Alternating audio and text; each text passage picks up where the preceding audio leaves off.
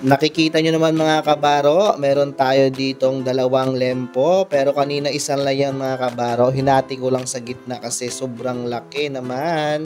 At magluluto tayo ngayon ng lechong kawale. Pero bago nyan mga kabaro ay maghihiwa muna tayo dito ng sibuyas at bawang mga kabaro. Ito yung gagamitin natin mamaya panglasa ng ating lempo habang pinapakuluan. Ilalagay natin to sa kumukulong tubig mga kabaro. Ito sibuyas, bawang, star anise at meron din tayong pamintang buo dyan mga kabaro. At nandito na nga, nagsalang na nga ako dito ng kala na may tubig at ilalagay na natin yung ating lempo at yung ating mga panlasa na ginayat-gayat kanina mga kabaro.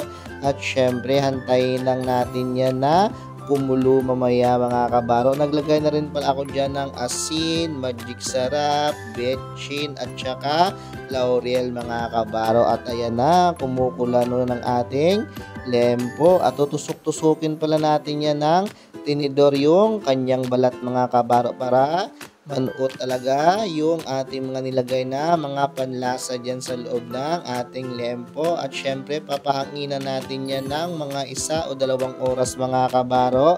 Dito ko lang pala yan nilagay sa aming electric pan kasi nagmamadali tayo sa pagluluto. Depende naman sa inyo mga kabaro kung paano nyo siya ipapadry. At pagkatapos nag-prepare na rin ako dito ng mainit na mantika at ilalagay na natin yung ating lempo. Dapat ganito yung unang paglagay mga kabaro at ating unti-unting babasain yung kanyang balat. Let's go!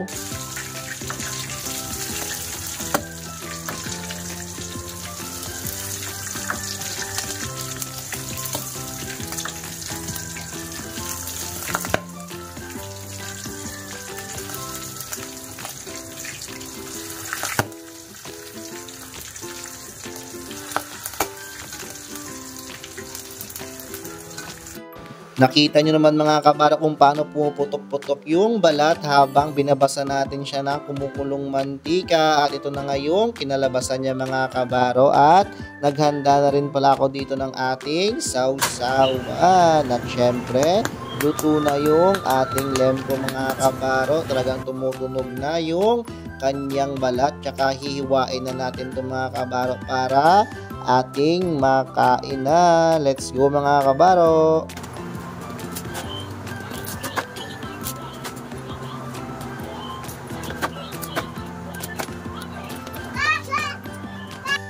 At nahiwa na nga natin mga kabaro itong ating lechong kawali. Kaya ready to eat na to mga kabaro. At pwede nyo rin ito magawa sa inyong bahay. Thank you for watching mga kabaro. Sa uulitin.